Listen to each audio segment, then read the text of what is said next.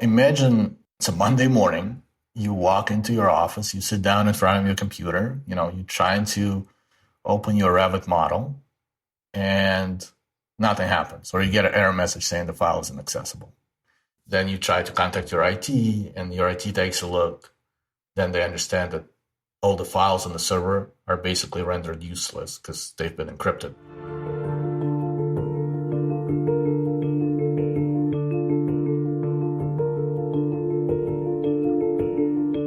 Welcome back to the Troxel Podcast. I'm Evan Troxel. This is the podcast where I have a conversation with guests from the architectural community and beyond to talk about the co-evolution of architecture and technology.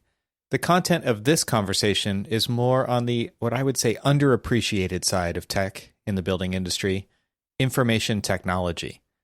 In this episode, I welcome Boris Rapoport and Alex Osenenko of ArchIT. Boris has worked for over 17 years helping architectural design and engineering firms making their business more efficient and profitable with the use of technology. For the past 4 years, he has been running ArchIT, an IT services firm dedicated to helping architects realize technology as a competitive advantage for their firms. Alex Osenenko is a partner and VP of Growth at ArchIT. As a serial entrepreneur and a C-level executive in Silicon Valley, Alex focused his career on helping small businesses grow and thrive. He's passionate about education, and he and Boris co-host a video series called Design Under Influence. The show focuses on helping architects use technology as a competitive advantage, and there's a link to that show in the notes for this episode. ArchIT is something a little different than a typical IT department because it's basically IT as a service rather than one department embedded in one firm. They provide IT services specifically to small and medium-sized architecture, design, and engineering firms.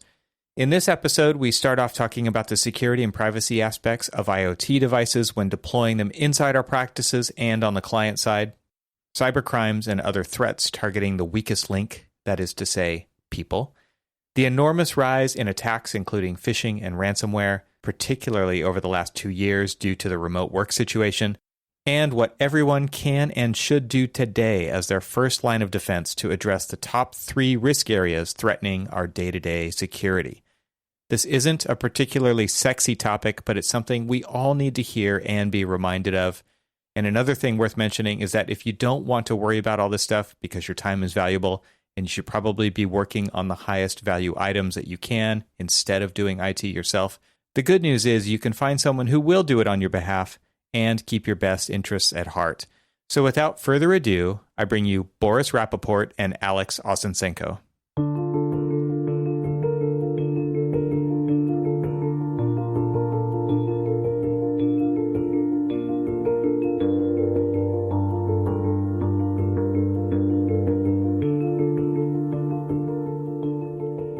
All right, Boris and Alex, welcome to the show. It's great to have you both here. Pleasure to be here, Evan. Yeah, thanks, Evan. Great to be here. I'm excited because this conversation is something that is new to the show. This is all about information technology, security, privacy. This is more of like the backbone of how we get our work done. And I'm excited to talk to you guys because you guys are both experts. You run your own IT company that serves many different practices, specifically in AEC. So you guys are really tailoring your offering to a particular market, which is, I think, the market of this audience as well. So I think like it's a good fit. And what I like is you guys bring a new perspective to, I think, what would be a more traditional IT role, which is very specific to a firm. You guys are seeing lots of stuff go down. You're seeing lots of standards and different ways of operating, and you're trying to bring some sense of continuity to all of that as you apply it across many firms. So this is going to be a fantastic conversation. I'm excited about it.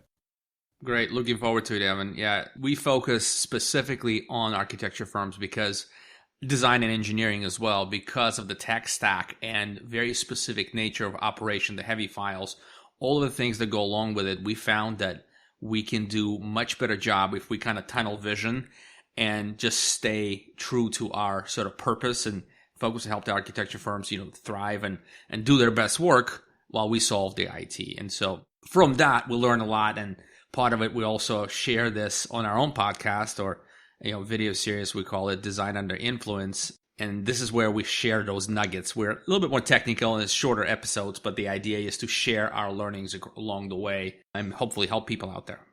Yeah, I'll include a link to your show, and because I do find that you guys do cover a lot of topics that we won't be able to get to today, but still fall under this realm of what do people actually need to be looking out for and how are people solving these issues. And I agree, Alex, with what you said about letting you guys take care of this so that architects can focus on the architecture. I think that's a fantastic way to kind of frame it.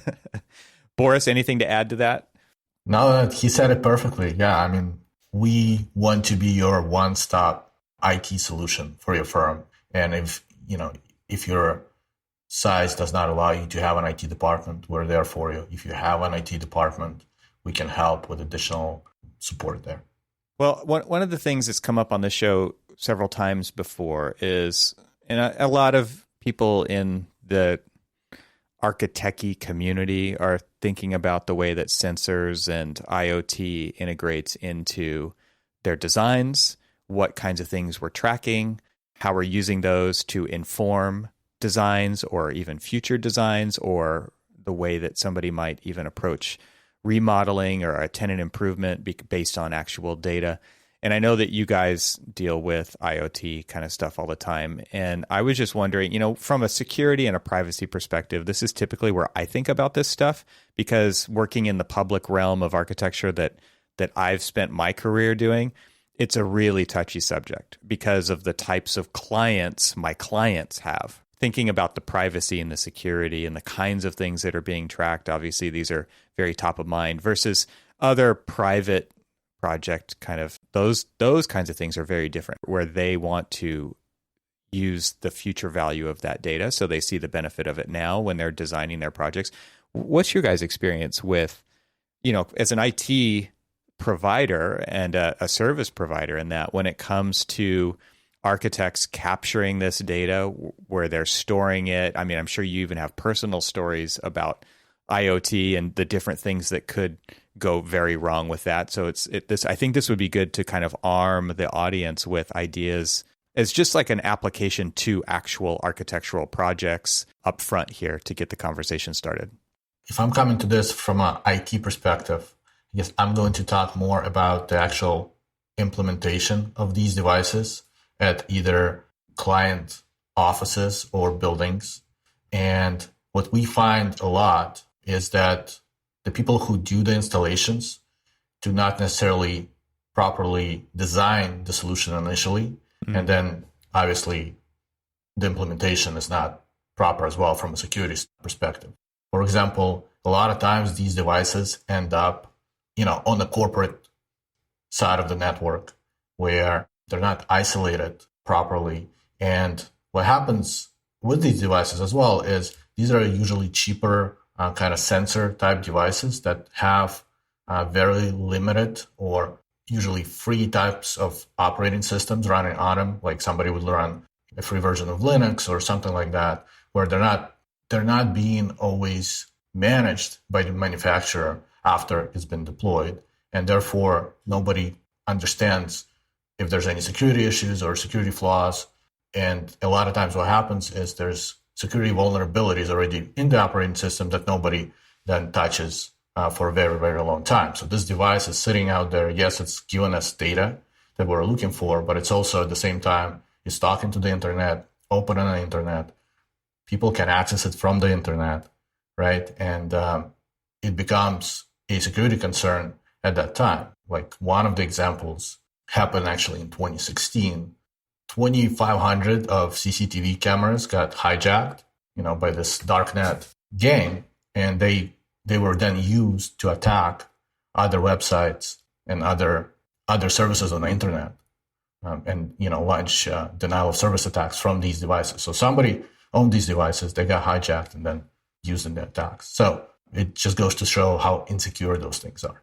Yeah, it's incredible to think about. And one of the big reasons I wanted to bring it up is because I think there's a lot of architects out there specifying, and they think it's a good idea. They see the value in collecting this data, but there is this other side to it that is, like you're saying, it could create vulnerability in the network, which could give full access to anybody who wanted to do like a ransomware attack, to a server system, which is your lifeblood in an architecture office. Your files, that's everything.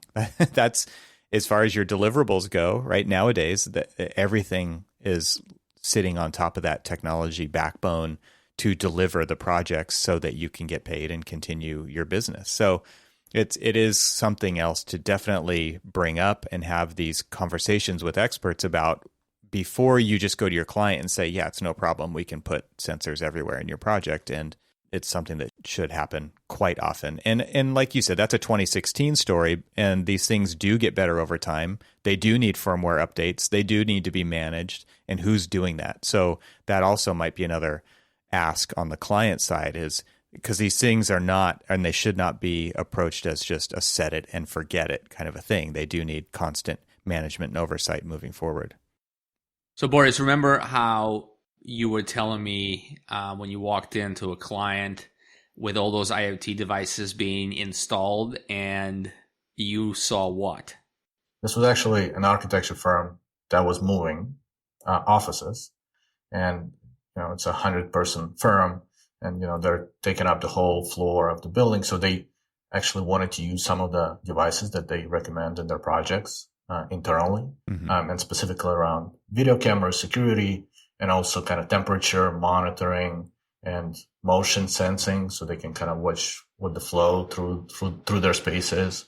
And I mean, the installers who were doing the install were, it was just basically contractors who were also doing the build out of the rest of the office. So what, me and the IT manager walk in one day, and we see all of those devices plugged into our network, right? Basically into our switches that are fully set on a corporate network. And so like no deployment plan that was vetted by anybody with any sense of security, right? Like just plug the stuff in and just let it go.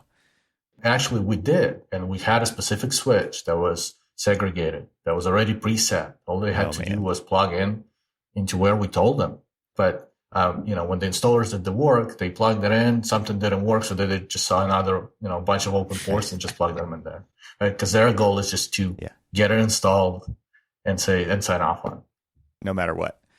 So what happened there?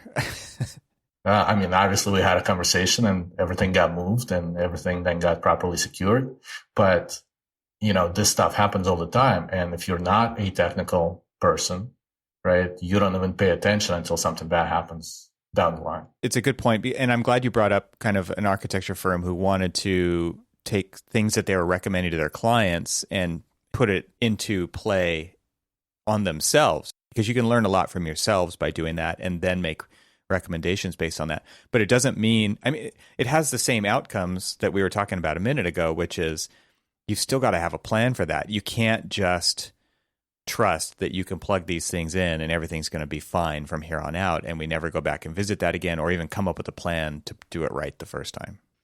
Right. So level 1 defense is really isolation. Those devices should not be on the corporate network or anywhere where sensitive information is being stored. Yeah. They should be on their own island, segregated from anything else, not talking to anything else except for the internet. And then, the firewall rules need to be set. So only access that is required for that specific device to function is allowed. And then another thing that we see a lot is these devices, they just get put out there without any configuration, because, mostly it's supposedly plug and play, but people don't even change default passwords on them, right? So make sure you change the default password if you're putting something out on the internet. I'm sure we'll get to passwords at some point here. So do you offer this as a service to go into firms and do a security audit to actually look at things like this and other things to say, here's some recommendations that you can do that would really make your system more secure? Yeah, definitely. And we do these type of audits around IoT, but in general, we would, work with the firm to walk in, take a look at all of their technology and security infrastructure, and then based on our findings, make recommendations on how to make their business safer, and then also how to remediate some of these things we just talked about. And what are the kinds of things that you guys are looking at in those situations? Because I know there's going to be things that people say, well, it's obvious to me just based on what we've heard so far, but I'm sure there's like, oh, I don't need that, or that doesn't sound like that's something I need. What are the kinds of things that you are looking for that you can kind of vet and take the experience that you've gained as a whole with all of the different firms that you work with and represent to apply to somebody who hasn't worked with you before? Well, I think we start with just the best practices, and we're going to get into more details down the line, but it's, security around email, security around protecting your endpoints, meaning your devices, your computers, your mobile devices, from internet issues and internet threats, and then best practices around passwords and whether their password change is required, whether they're complex enough.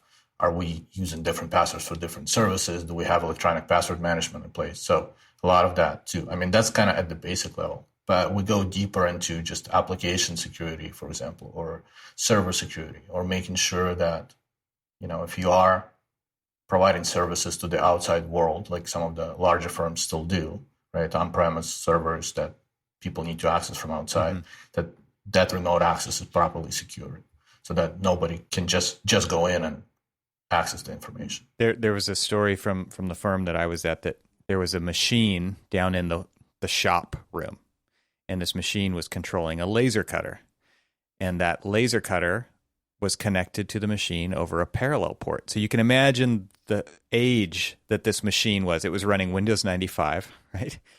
And it was connected to the internet via the network. It was a huge issue that nobody even thought of because it was down in the room that barely anybody went into, let alone use this machine. It's just a machine that's kind of aged out as people don't create physical models as much anymore. So yeah, sure, every once in a while it would get booted up and get used, but it was far and few between, which just the only reason I bring it up is because people thought about it even less than they would think about something that, maybe they saw a machine every day. This one, nobody saw for the most part.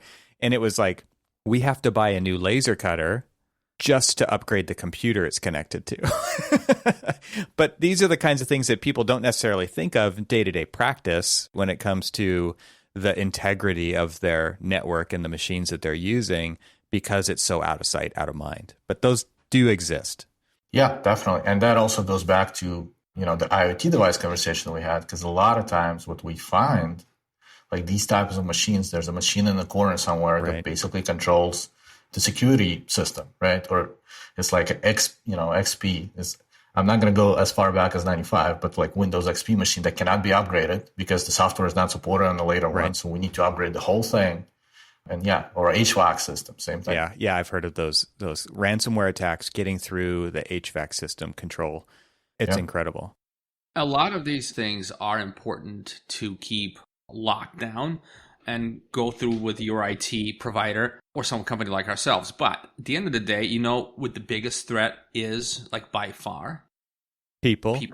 Right. It's our behaviors. It's our susceptibility to help other people, our empathy. And a lot of these internet scammers are play on our good nature. I'm sure you have seen emails. If you haven't, you will. Like, hey, your CEO is out there in Beirut and they need money immediately, or even something. So those things are easier to spot. What's more difficult to spot is, I think Boris called it social engineering, and we have a really good story for that. That happened to a company where we got called in to go clean that up. And Boris, you want to? Sure. So we got called in, and this was April of 2020. So just as everybody went home for COVID, we got called in from an acquaintance of mine, and it's a real estate firm.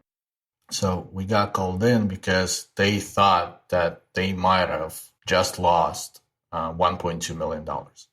And the IT manager is a friend of mine, so he's like, can you take a look at it? I can't make sense of this. So as I'm helping him out, I'm trying to understand what happened. And what actually happened is the bad guys got into a mailbox on one of the contractors, project managers, right? They got into their mailbox. And they were sitting there, what it seems like, for a fairly long time, maybe a month or 2 months or even 3 months. Wow. And they were just monitoring all the stuff that was going on. As soon as we went home for COVID, I think that's when they activated that campaign. So basically, like a week after, middle of March, I think it was towards the end of March, they sent the first email to this client of mine, right, or the friend of mine, and they were targeting not the regular people on the project, but like an administrative assistant. And they sent an email with the signature, from this project manager's mailbox. Everything looked the same, except what we noticed later, that the main name had a dash in it. So they set up a fake domain with a dash and used that to send those emails. And the email basically said, look, you have some outstanding invoices. We're closing down for COVID. We need to pay our people. We don't know what's going to happen. Can you pay your invoices right away? On the other side, the administrative assistant got it. And she's like, well, it seems valid request, right? And forwarded it on to her superior, who was in charge of the project. It might have raised the flag if it was coming directly from the outside for him. But now that it was coming from the inside, right, he kind of didn't give it too much thought to, although he did a little bit and he wanted to verify. But what he did is send an email back saying, hey, yeah, can we get on a call just to confirm that this is you? Or, and the bad guys obviously just gave a cell phone number because they said, well, yeah, the offices are closed, but here's my cell phone number that you can reach me at. Then he got on the phone, talked to the bad guys, who said, yeah, we confirmed this is valid. Right. And yeah, eventually they wired the money. Wow. And we see those, like, there are statistics out there. I'm sure many people in your audience have heard of those statistics, but like from March 2020 till end of 2020, the cybersecurity incidents went up fourfold compared to the previous year, right? Yeah. And this year it's even more. Incredible. So what are some things, like where do people start with this? Because it's amazing the level of detail to which these things, but that is exactly what happens. This is happening, like you said, it's 4 times as bad as it was 2 years ago, or even more than that. And it's because everybody got distributed. Everybody's kind of putting stuff together with Band-Aids and duct tape. Do we VPN or not? Can I install Dropbox on my machine? Sure, go ahead. There's all of these things that it is pretty much like it was the Wild West. I'm sure things have tightened up since, everybody went home originally, but it was kind of a just day to day. Let's just make it work day to day. And because of that, there were tons of holes that were open. So let's say that let's say that we're there, because I'm sure a lot of people haven't really thought about, the strength of their passwords or how they use their email. Like everybody's being inundated with this stuff. So where do people start today with, like, what are the top risk areas? To answer your question, Evan, I think we need to, piggyback off of our employees being our weakest link, and make sure that we have cybersecurity training for the people that work with us and, for our team. Pause right there real quick, because I think this has to be brought to the company from the leadership. This is not something that any leadership can expect people to learn on their own. And even if they do, everybody's going to learn something different. So it's got to be something intentional, designed for your company, specifically around your standards and where you want things to go. And I know you guys can help with that. So yeah, it seems like training, this is something that is a must. This isn't something that is like a like to have or a nice to have. This is a must have kind of a place to start. Yes, definitely. And it can take different forms. I mean, there's services that do it automatically, right? By just sending test emails to your people and seeing how they react, and then following up with, videos that they need to watch based on those. There's companies like ours where, we have specific set. When we were in the office, we used to have lunch and learns. Now we do remote sessions, right? Also lunch and learns where we talk to employees about the levels of threat that are out there and reminding them, again, of best practices. Because in reality, if we just follow some simple best practices that we take for granted, like we can get to 95% mitigation right there. And 95% is pretty good. The one thing I've done, and it's the culture piece, right? So as a business, owner or principal or an executive, there's just so much going on, like security. Like I have deliverables up to my eyeballs. Right. My people are at home. my wife is, is working from home as well. There's a million things going on. The one thing we've done culturally for my last business is we celebrated when nothing went wrong. It sounds odd, but it really worked.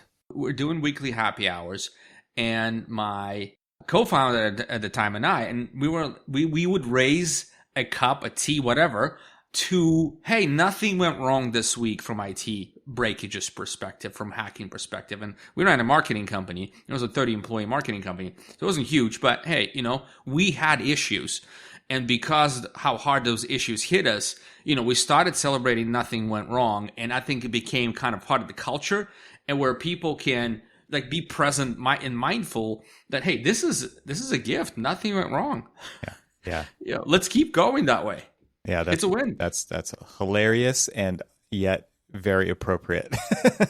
Because celebrating when once you kind of get an idea of what could go wrong, if you work at a company that does get hit by a ransomware attack or via phishing or whatever, and you do identify some holes, but man, that's a huge downtime time suck that happens all of a sudden. Your files are being held hostage.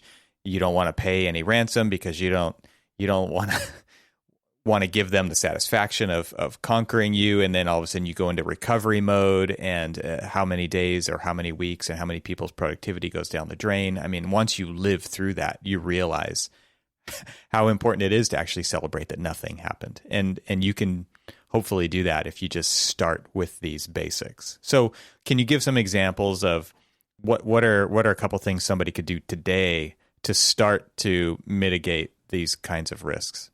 I'll start with email security. And many companies right now for email are using hosted services like Microsoft Office 365 or Google G Suite service, which is great. And those services come with its own security and spam filtering.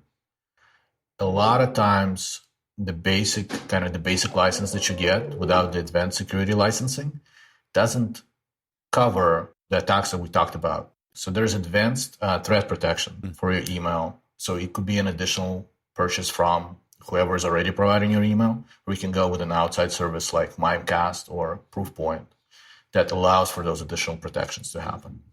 And that is very useful. In addition to that, those services also include like URL filtering, right? So if you get a bad message, it gets put in the sandbox, checked, and then you can only click on it. So that would be my recommendation around email. Also, as I said, training. Showing your people what phishing messages look like will really go a long way for them to understand what to look for in those things. For our clients, we ask them, if you're not 100% sure that this is a safe message, just forward it to us and we'll tell you if you should click on it.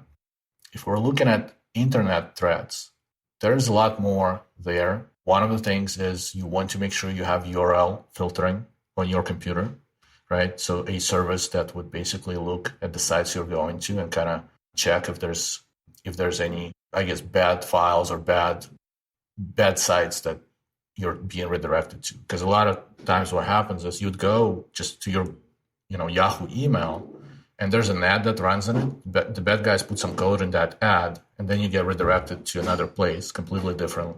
That tries to basically tell you, okay, you're infected with the virus, and you call the number. Right. And they try to get you to pay $500. So they just close your browser window. Right. And it's funny because one of these things very similar happened to my wife. She had an eBay account and she had a dispute with eBay. It turns out, which she didn't know at the time, that eBay doesn't have any phone support. It all has to be done through chat. But, her first reaction was, hey, I'm just going to search Google for eBay phone support. And she did. And she found the number and she started talking to this person and basically explained the situation. And then the person asked her to install, and she was doing it from her phone. The person asked her to install remote control software on her phone. And, she didn't think twice about it. I think we don't think about it until it happens, and then we kind of know, right? Yeah. So she didn't think about it. She let him access to the phone. And he's like, okay, well, hey, I see you have, because the question was about some payment. And she's like, yeah, you're talking about a Wells Fargo account, but I only see a Chase account on your phone. Let's get into your Chase account, right? And at that time, Thank God we had two-factor authentication. I got a notification on my phone that somebody's trying to access my account and that I need to give them a code. And, she was downstairs. I was upstairs. Then I went to her. I'm like, what are you trying to do? And she explained it to me. And I'm like, well, they shouldn't be doing that, right? And I talked to the guy, and he's basically, oh, no, your wife's phone is infected with a virus. And I'm like, no, there's no virus on the phone. And he's like, oh, yes, there is. And he basically told me to go to this link, which is a simulation of like a world, like a world map that has like dots and viruses. I think it's a simulation of, that movie with Matthew Broderick? Oh, War Games. Yeah. Yeah. It's actually, I think that's where that comes from. And it kind of shows on the screen as, your phone is being bombarded with these things. Oh my gosh. He's like, see that red dot? That's your phone. And I'm like, oh my God, no. And I just hung up. We wiped her phone and uninstalled the apps and everything. But I was like, wow. It can happen to anybody. Yeah. Yeah, it can happen to anybody. And it has to be a mindset of looking both ways when we cross the street. I mean, same thing. Like if we're doing something on the internet, we need to be really, really kind of careful. And it needs to become second nature.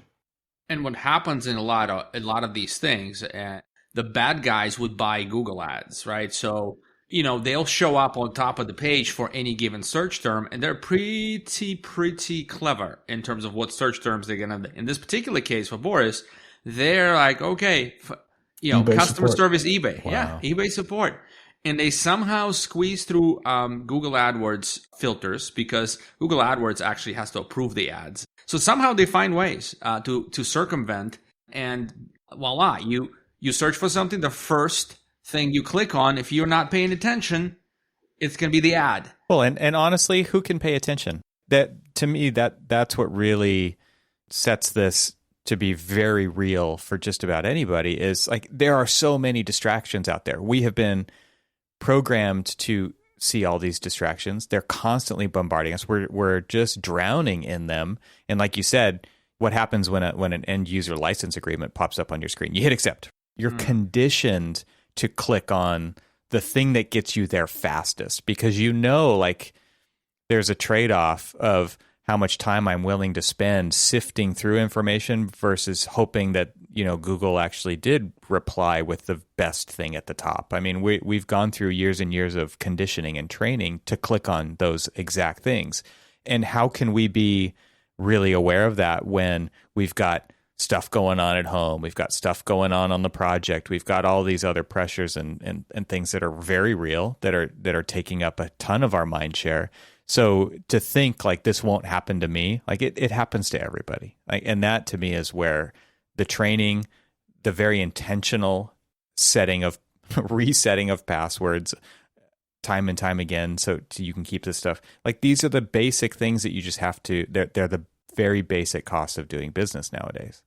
Yeah. And going to your password point. So kind of the next step in protecting yourself is making sure that you have those types of password policies in place for your enterprise, right? Yes, it may be initially a little bit more time consuming for your people to change their passwords once every 3 months. Well, we live in an industry where old habits die hard. Like nobody wants to move on to the next thing, let alone like change their password, right? And so they're using 1234 as their password still because that was what they set up 15 years ago. But to your point, like, have you guys come up with a good way to get that mindset shift to happen inside of firms, to get people to, like you said, it might be hard in the beginning, but then you kind of get used to it. But that initial hump is a big one, getting over that initial hump. If you guys had success or ways to get people to kind of see the light there or to get that behavior to change in an easier way.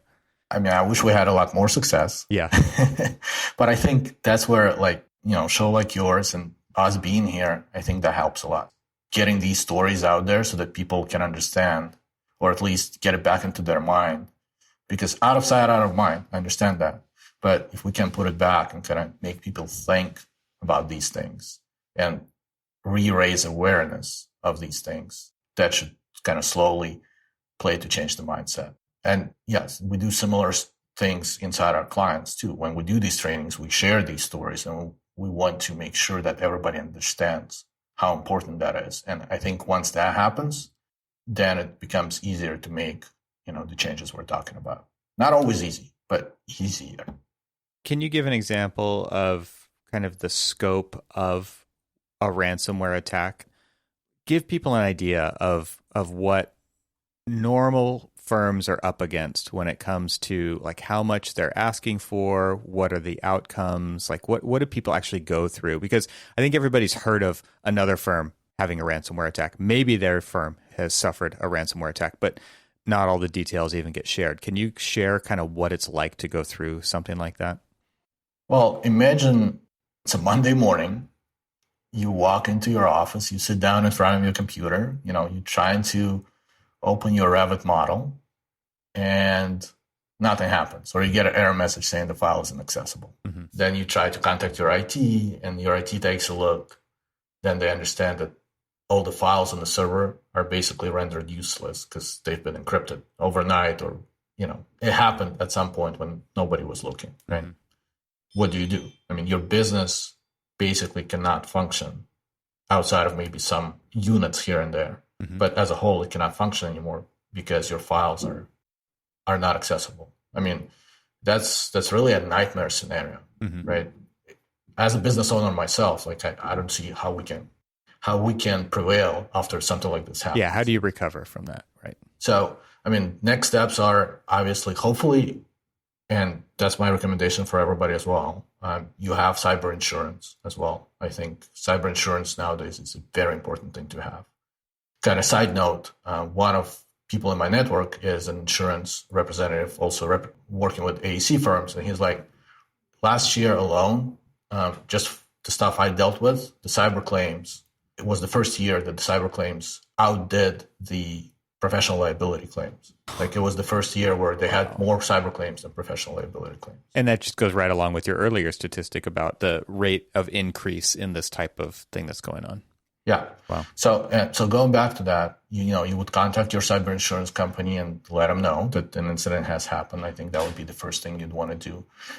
Usually with these policies, you have a person from the insurance company side that can help you contact the bad guys and try to negotiate.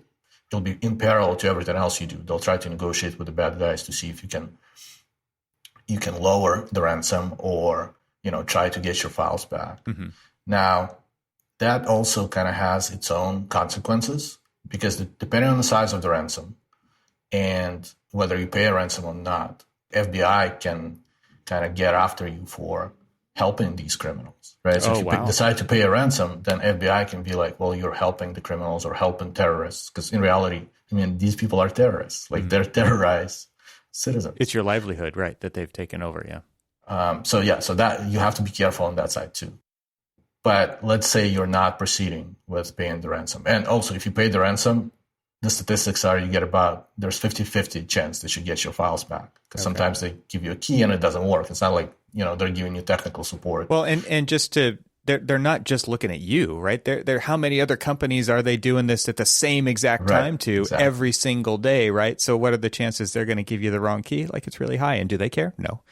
Exactly. So they're not providing technical support on the other side of the ransom. Right. That's a fantastic comment. Actually, and I can retract that a little bit because sometimes they do. They help you. Like if you decide to pay them, they will walk you through buying Bitcoin, right, and sending it to them. Right. So that's also kind of interesting caveat there. But yeah, so let's just assume you're not deciding to pay the ransom. You would want to try to recover your files, right? Your IT department or your IT consultants, your IT firm you're working with will need to figure out a way to recover your files. Now, hopefully you have good backups. A lot of times we see, especially when it's companies that are doing their own IT, they don't have good backups. They don't have processes in place to check whether the backup is good or not. I mean, it's backing up. You get alerts on it, but nobody actually goes in and tries to recover the files to see if they can be recovered. If you want to put something in place right now, that strategy of kind of checking it every week to see if you can recover files is very important. Mm. So you would go through the process of trying to recover files. Depending on the number of files you have, it could take days, probably. Usually, if you're a mid-sized firm that has, like 30 to 40 active projects, to get all those projects back up, you're probably looking at 4 to 7 days of downtime. Mm-hmm. What does that mean to you as a firm? I mean, that's a lot of lost revenue. Everything. Yeah, it's huge. And stress and, deadlines missed. Making sure that you have the preventative part in place beforehand, Mm-hmm. like doing all these best practices and the advanced things we talked about. Yes, it's going to take a little bit of an investment from time, training. Maybe some people aren't comfortable with that, but it will definitely save you a lot of money on the back end. Yeah, it is. It can't really be understated, the kind of insurance aspect of being proactive about this stuff rather than reactive. Because if it catches you flat-footed, like you said, it really hurts, and it hurts for days, if not weeks. You do miss a lot of deadline. It's such a painful thing to go through. And it's one thing to hear somebody else go through it and probably think, well, that won't happen to us. Like, what are the chances? But like you said, like the rate at which this has increased is huge. And this is just one part of IT. There's so many other pieces of IT and how we get our work done and how we deliver our projects and how we transfer files and all of the different protocols that are changing, and keeping your fingers on the pulse of all that stuff that people who are in the business of architecture, this is outside of that lane. This is all outside of that lane. So I think it really does kind of speak to the value that let the experts who cover this piece of the puzzle be the experts. I mean, I think firms are kind of struggling with this in a lot more ways than IT, who are especially the medium to large size firms that are looking at, you're bringing in people from other companies all the time, that there's churn, right? And they have different protocols and different ways of doing things. And that training needs to be constantly happening, and it needs to be very proactive, because I take issue with the phishing training emails that go out there, because it's all about like slapping people on the hands who accidentally click the link, or not, maybe not accidentally, but they're the ones who click the link. And then it's like, oh, well, look at this idiot over here. They clicked the link. That to me is still a very reactive. It might start to give you a feeling of how ready your employees are to handle this kind of thing. But at the same time, it's still kind of on the reactive side of the scale, I would say, when it comes to training or looking for holes. So it can't be understated how important this is. The good news is it's just like anything else, Evan. It's a system, right? Anything within the business, that this needs to be systemized and executed at the system level. Mm-hmm. The challenge with a lot of business owners, as we keep beating this down, is like, it's out of sight, out of mind, so it ain't happening, and I'm not going to be the one to get hit. We got to have this, we kind of have that, so we may be okay. This is the dangerous mindset, right? Put the system in place, a little bit of suffering during the system, and then once that system is in place, you can sleep at night. Yeah. You can do your best work. Yeah, I think that's something great to keep coming back to. If you do all that stuff, then you get to actually do stuff that matters, right? Because then that is not taking up space in your brain. It's not taking up space in your day. It's not on your calendar. It's not tasks that you have to accomplish or skills that you have to learn. You can do what you're actually good at and what you were trained for, and let the people who are really good at that stuff augment you and your company to do that as well as that can be done. So I think that's a great place to come back to. So you guys have developed a resource. You guys have an ebook that you've developed that people could download for free and learn about kind of these best practices. And that's really what I think it's a great starting point to kind of back up the types of solutions that we've begin to scratch the surface in today's conversation. Right. We looked at constantly having to train our clients and constantly be there and reminding all the team members that these threats exist. And hey, here's a simple thing, simple steps, simple processes. Then we're just basically what we did was to put it together into cybersecurity guide for architects, and we have it as a free downloadable. It essentially has the 3 parts we just covered, but we also added a Wi-Fi security, because if you're in an airport and there's a free Wi-Fi, should you jump on it? Well, this guide answers that question, and what to do if you jump on it, how to sort of keep yourself safe and protected. Because a lot of times we're working while we're mobile, and absolutely, that is a thing to look at. So this guide, we've also, now that we had the guide, like, okay, so guide is great, a read, but when you pointed out, Evan, like, how do you actually make your team, your employees, go through this? And so we've built a course on LearnWorlds And all of this is accessible. It'll be in the show notes, but it's getarchit.com/TRXL. Those resources are available there. Again, no cost. Just share your email and download and have your whole team take the course. Take it first yourself. Do the quizzes, see how you do, and then propagate it throughout their organization. Yeah, and again, like just to say, it's a resource that you can use to kind of check your own pulse on what you think you know, and then actually act on that with resources that are available that are out there. And thank you guys for providing those, because I think that those are valuable. They do help us bring this to the front of our mind and basically tell us once again how important this stuff is, because we are on some level, especially work from home, everybody became a little bit more responsible for their own IT on some level. And that to me is a big scary thing. Like I think about, like, I don't only have to worry about mine, but then my wife's on the other side of the wall working in Revit, and she's got Revit questions. And guess who gets to be the BIM manager of our house, right? That's me too. And so I'm IT and BIM manager and internet guy and all of these things. And I think everybody feels that to some extent. So it's great to bring this conversation back up fresh and get people thinking about this. So, and thank you guys for developing some resources where I don't have to sift through YouTube on my own to find some answer that's going to be different from the other video that I could have clicked on. Thank you, Evan. I appreciate you hosting us, and I hope this sort of helps you. And look, if you have your own IT provider, that's fantastic. Pick up a phone, give them a call, and see what they've been doing for you. And sometimes they may have tried to ask you to do certain things, and some of your team said no. But reach out to your IT provider and see what they have, what sort of security measures you have in place. Kind of go through that system to keep your company, your team, your people protected. And then if by any chance you need help with IT, get ArchIT. We're happy to help. We solve IT so, architects can focus on doing their best work. That's kind of our motto. That's what we do. Awesome. Well, thanks again. And I encourage everybody to thank their IT provider because they're doing a lot of work behind the scenes that you don't have to do. And, send them a gift card, do something nice for them because they deserve it. And I'm sure they'll save your butt at some point.